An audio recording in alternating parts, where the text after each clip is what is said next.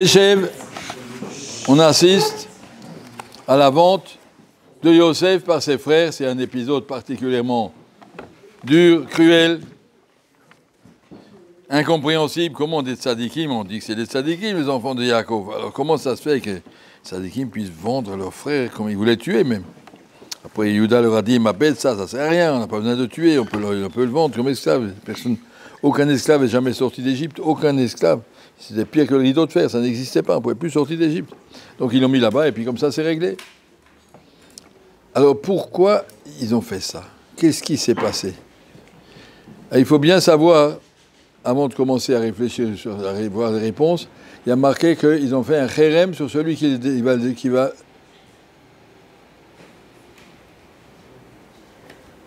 Ils ont fait un chérem sur celui qui va dévoiler le secret à Yaakov. Et ils ont mis dans le chérem Akadosh Baruch Hu et Yitzhak Avinu. Vayev Koto Aviv, Yitzhak savait où est Yosef. Mais il a dit, je me suis engagé à ne pas le raconter. Akadosh Baruch Hu, il savait, il n'a rien raconté à Yaakov toute sa vie.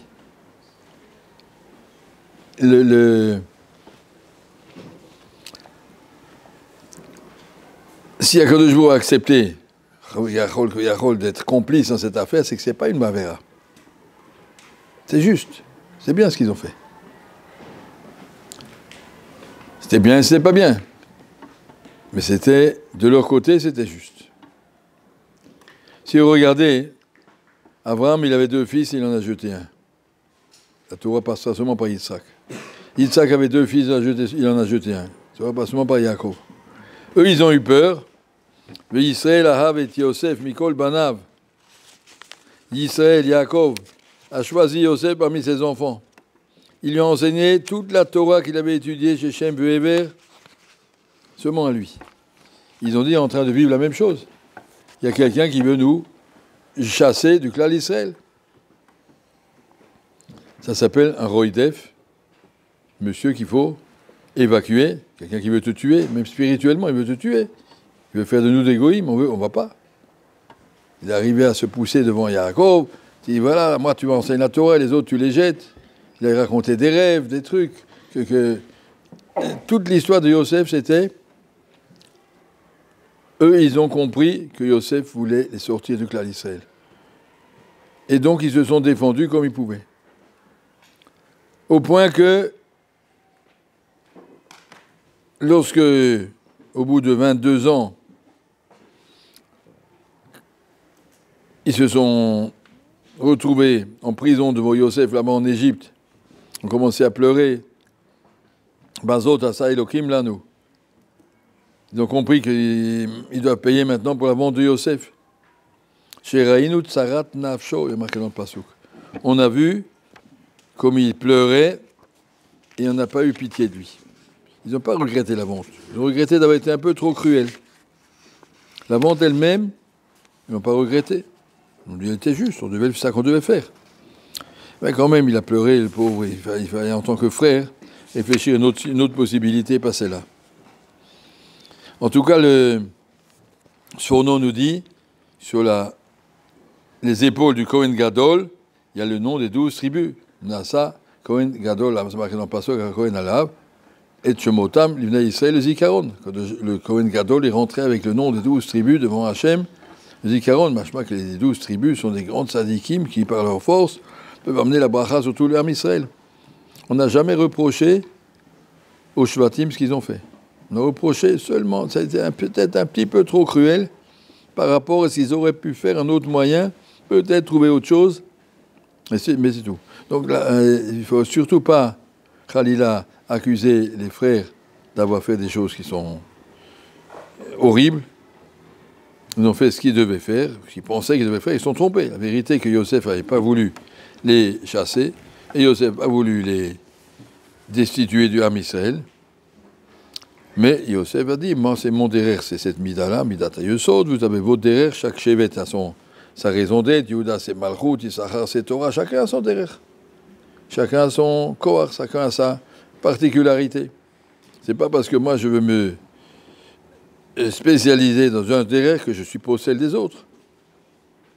Je dis, ça c'est mon derrière, je ne dis pas que tous les autres sont pas saules, tous les autres sont justes. Il y a 12 tribus dans l'armée Israël. Certainement pas la même façon d'Avodat Hashem, un chassid Vijnis, qu'un Litaï ou qu'un Thémani ou qu'un Marocain, chacun a son. On n'a pas dit qu'un possède l'autre. Il faut admettre, accepter les nuances, les différences. Mais ça qu'ils ont eu peur que Yosef voulait les jeter. En tout cas, voilà ce qui est marqué dans les Sfarim. On n'a rien reproché aux enfants, mais pourtant c'est marqué dans les keynotes qu'on dit à Tisha B'Av, Ashkenazim et à Yom Kippour aussi, à Sarah Rouré Malchut. Il y a 10 grands rabbanim qui ont été tués, Rabbi Akiva et tous ses collègues, Rabbi Shmuel Kohen Gadol, ont été tués par les Romains. C'est marqué comme kapara pour les 10 frères qui ont vendu leurs frères. Et il fallait une kapara. La kapara, c'était seulement sur cette erreur qu'ils avaient cru comprendre que Yosef voulait les jeter, alors que ce n'était pas vrai. Et c'était, d'après leur système, donc c'était juste.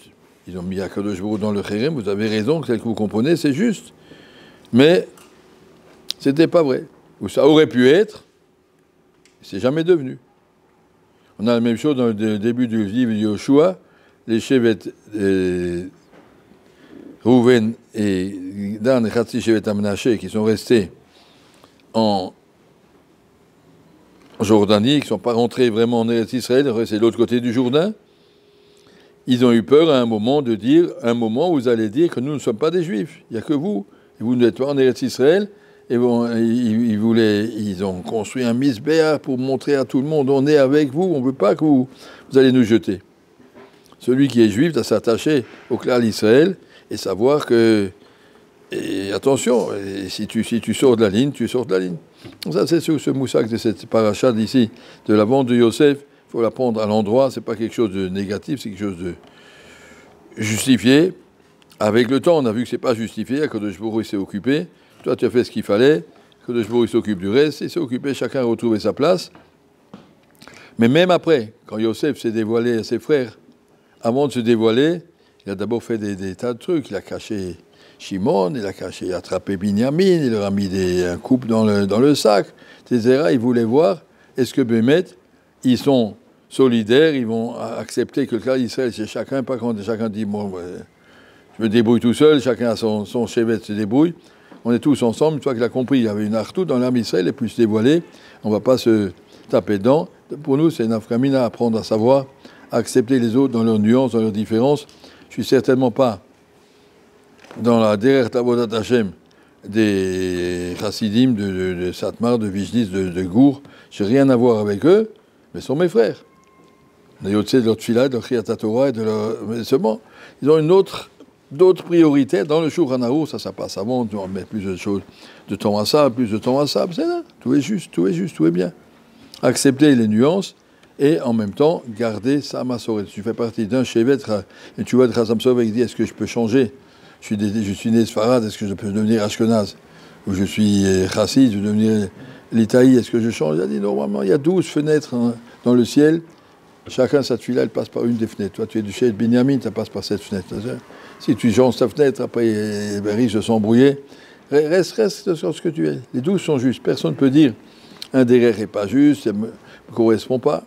Bon, ça peut exister des exceptions, mais normalement, chaque derrière étant juste, altitosh torati mecha, garde ta massorette que tu as reçue à la maison, si tu as reçu une massorette, si tu as reçu de tes parents, une façon de prier qui est attachée à celle de leurs ancêtres, garde ton derrière. Si tu n'as pas de derrière à la maison, beaucoup qui n'ont pas de derrière, alors ils choisissent un derrière pour la vie, et puis après ils s'accrochent dedans. En tout cas, c'est ce qu'on apprend ici. Accepter les nuances, ne pas croire qu'il y a un seul derrière dans Avodat Hashem. Il y a mon rave qui est un rave, tous les autres c'est des betteraves, on ne dit pas ça. Ils sont tous des tzadikim. Il y a beaucoup de drachim, il y a beaucoup de tzadikim, il y a beaucoup de nuances d'une façon à l'autre. Tout dans le ciel, il y a marqué dans le Etz Chaim, Betoragan, dans le milieu du Gan Eden, il y a le Etz Chaim. Tous les moyens sont bons pour y arriver. Si on se dirige vers le milieu, que ça passe par ici ou que ça passe par là, tous les drachim sont bons, à l'écart de savoir, on veut tous être Oved Hashem, chacun trouve son derrière.